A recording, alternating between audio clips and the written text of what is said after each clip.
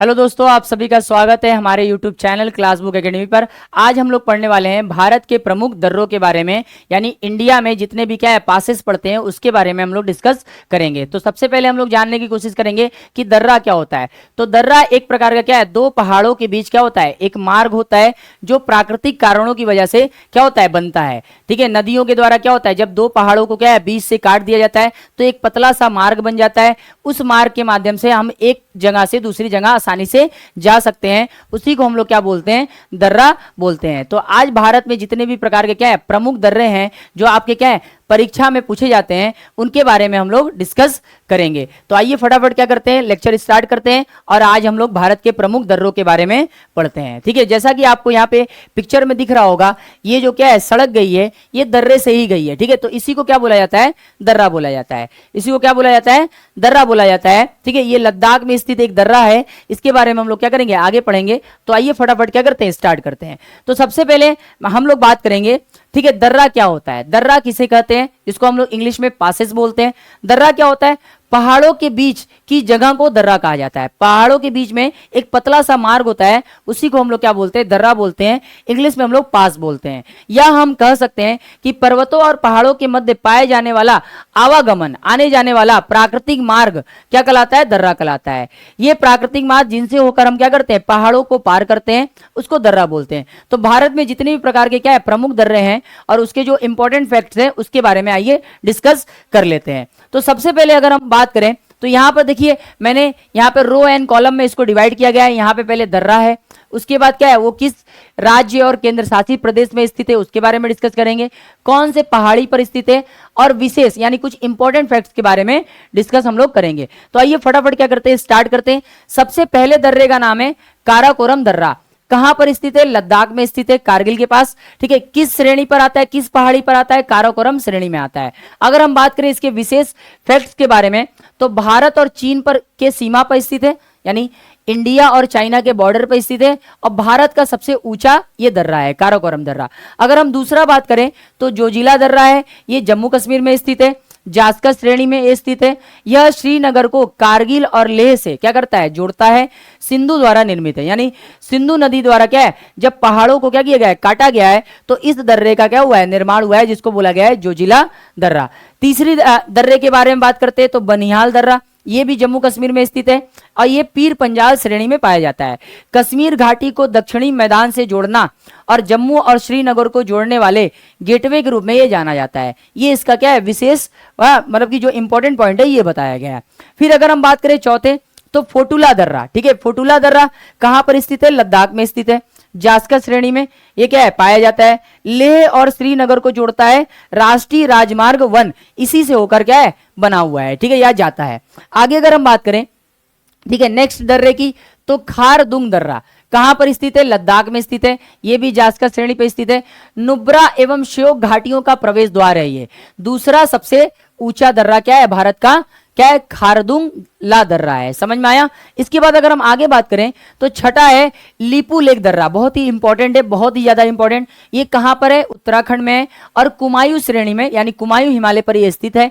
उत्तराखंड को तिब्बत से जोड़ता है और कैलाश मानसरोवर की यात्रा इसी दर्रे से क्या होती है, पूरी की जाती है। अगर हम इसके बाद आगे बढ़ें तो मुलिंगला दर्रा। ठीक है, मुलिंगला दर्रा ये भी बेटा उत्तराखंड में है, कुमायूं श्रेणी पर स्थित है, उत्तराखंड को तिब्बत से जोड़ता है, उत्तराखंड को तिब्बत से जोड़ने का काम, ठीक है, मुलिंगला दर्रा करता है। इसके बाद एक और इंपॉर्टेंट दर्रा है जिसका नाम है मारा दर्रा। ठीक है, सॉरी माना दर्रा। ठीक है, जिसका नाम क्या है, माना दर्रा। ये भी बेटा उत्तराखंड में स्थित है और कुमायूं श्रेणी में ये पड़ता है। उत्तराखंड को तिब्बत से जोड़ने का काम माना दर्रा भी करता है। आगे अगर हम बात करें, आगे अगर हम कुछ और इंपॉर्टेंट दर्रों की बात करें तो पीर पंजाल दर्रा, पीर पंजाल पास। ठीक है, ये कहां पर स्थित है बेटा, जम्मू कश्मीर में स्थित है और पीर पंजाल श्रेणी में ये पाया जाता है। ये कश्मीर घाटी को मुगल रोड के माध्यम से रजौरी एवं पूंछ से जोड़ता है। ठीक है, पूंछ से जोड़ता है, पूंछ जिले से। फिर इसके बाद 10वां अगर हम बात करें तो शिव किला दर्रा हिमाचल प्रदेश में है, पीर पंजाल श्रेणी पर यह भी स्थित है। शिमला को तिब्बत से जोड़ता है और हिमालय सतलज नदी द्वारा यह बनाया गया दर्रा है। इसके बाद आता है रोहतांग दर्रा, यह हिमाचल प्रदेश में स्थित है, यह भी पीर पंजाल श्रेणी में बेटा पड़ता है। और लाहौल स्पीति को कुल्लू से जोड़ता है सबसे पुराना भिगुतुंग, इसको भिगुतुंग दर्रे के नाम से भी जाना जाता है। फिर आता है बारालाचा दर्रा, ठीक है, हिमाचल प्रदेश में जास्का श्रेणी में पाया जाता है। चंद्र तथा भागा जलधारा जिस पर चिनाब का निर्माण हुआ है, ठीक है, मंडी एवं लेह को जोड़ने का काम क्या करता है, बारालाचा का दर्रा करता है। कहां पे पड़ता है बेटा, याद रखना हिमाचल प्रदेश में। इसके बाद अगर हम आगे बात करें तो देवसा दर्रा, ठीक है, ये भी हिमाचल प्रदेश में पड़ता है, हिमालय श्रेणी में स्थित है। यह हिमालय प्रदेश के कुल्लू और स्पीति जिले के बीच स्थित है। इसके बाद फिर से आ गया माना दर्रा, अभी मैंने बताया।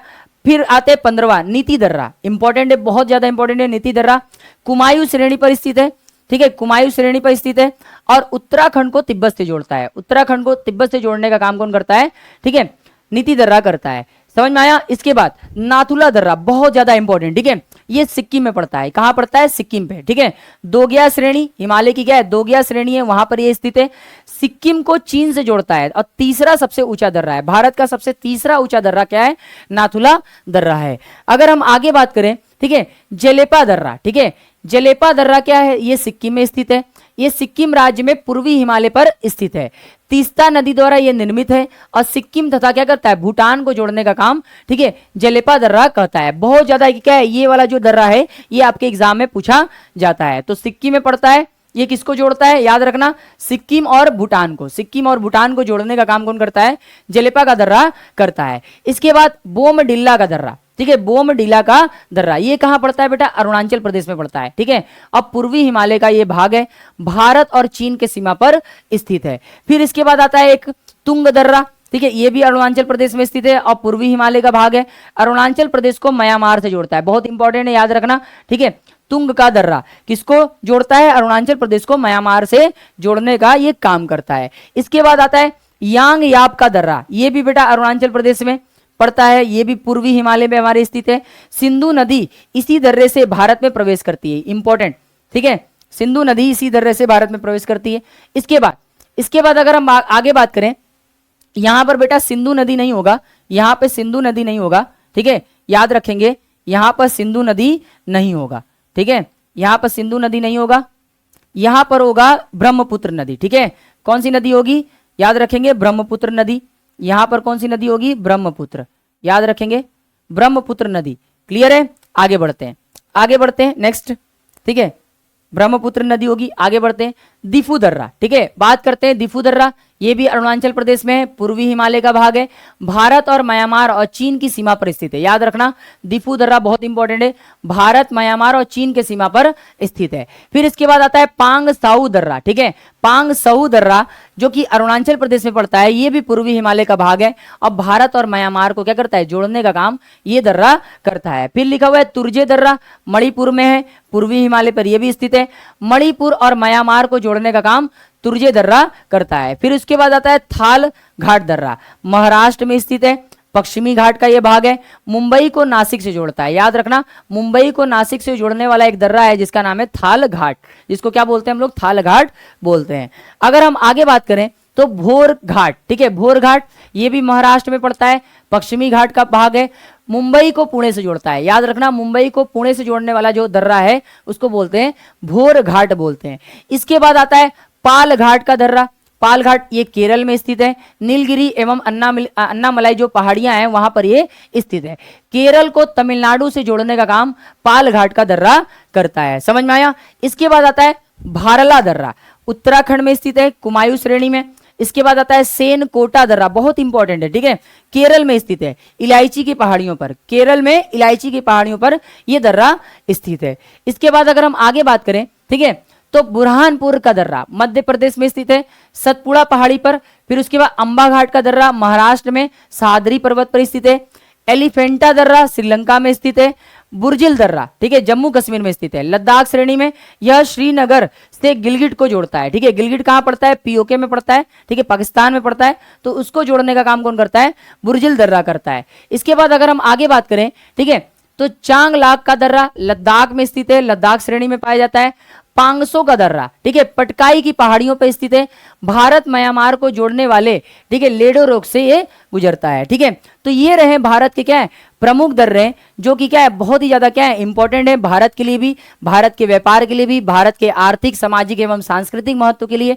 तो कैसा लगा आपको ये वाला लेक्चर, एक बार जरूर बताइएगा कमेंट में। ठीक है, मिलते हैं हम लोग क्या है ज्योग्राफी के कुछ और टॉपिक्स के बारे में कल, और हम लोग क्या करेंगे बेहतरीन तरीके से एक छोटे छोटे क्या है जो टॉपिक्स हैं वो क्या करेंगे ज्योग्राफी का क्लियर करने का प्रयास करेंगे। ठीक है, तो आई होप आपको ये वीडियो समझ में आया हो। अगर आपको ये क्या है लेक्चर समझ में आया हो तो क्या करिएगा, क्लास को लाइक करिएगा, हमारे चैनल को शेयर करिएगा। हमारे चैनल का नाम है क्लास बुक एकेडमी। ठीक है, और मैं हूं शिव वर्मा जो आपको यहाँ पे क्या करता हूं ज्योग्राफी और इकोनॉमिक्स पढ़ाता हूं। मिलते हैं अपने नेक्स्ट वीडियो में, अभी के लिए जय हिंद जय भारत।